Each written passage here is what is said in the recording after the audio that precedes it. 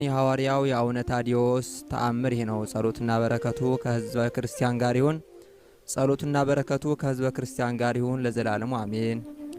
ከዕለታት በአንድ ቀን አንድ ጋኔን የያዘው ሰው ታዲዮስ ሆይ ቀድሞ የንጉሥን ከተማ ዳግመኛ ጉርን ሶስተኛም ሸሚን ተውኩልህ። ዛሬ ደግሞ ከአንተ ወዴት እሄዳለሁ?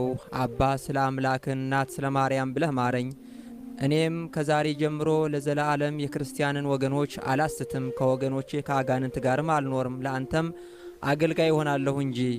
አቡነ ታዲዮስ ይህንን የጋኔን ንግግር ሰምቶ አንተ ክፉ ጋኔን ጸሎቴን እስክፈጽም ድረስ ዝም በል፣ ነገርህ ሐሰት ነው፣ አንተ ሐሰተኛ የሐሰት ማባቷ ነህና።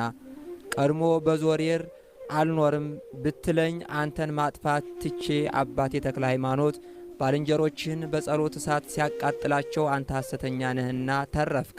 ሳይቀዝፍህ ከማይውጥ ልጅ ውጣ አንተ ሐሰተኛ ነህና አላልህምን? አገልጋዩም አትሆንም አለው። አቡነ ታዲዮስ ገና ጸሎቱን ሳይፈጽም ብርሃናዊ መላእክት እንደ ፍግና ጋኔን ክፉ የሆነውን የአጋንንት አባት ከበቡት። ያን ጊዜም ደመና ሳይዞር ዝናብም ሳይዘንብ ድንገት መብረቅ ወርዶ 300 የአጋንንት ሰራዊትን አቃጠለ። ያም አለቃቸው የሆነ ጋኔን ከተሰወረበት ተገልጦ ለሰው ሁሉ ታየ። የተንባላት መስገጃም በኩል ቆመ።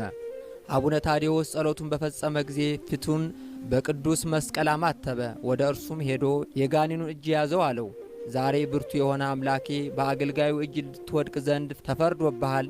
አሁን ወዴት ታመልጠኛለህ? አምላኬ አንተን በምትሃት በምታውክባት ወዳጆቹ በሆኑ ቅዱሳን አባቶቼ ጸሎት የክፋትን ሥራ ገልጦብሃልና።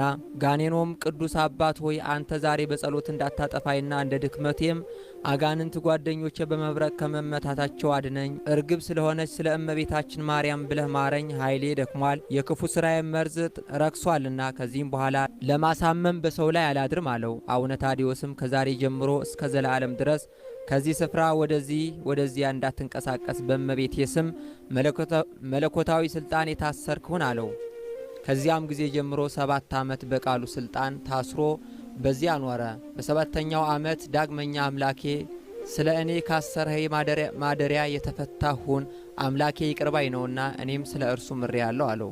በዚህን ጊዜ በቃሉ አስሮት የነበረው ጋኔን በአቡነ ታዲዮስ ፊት ከእግሮቹ በታች ወድቆ በብርቱ ሰገደ።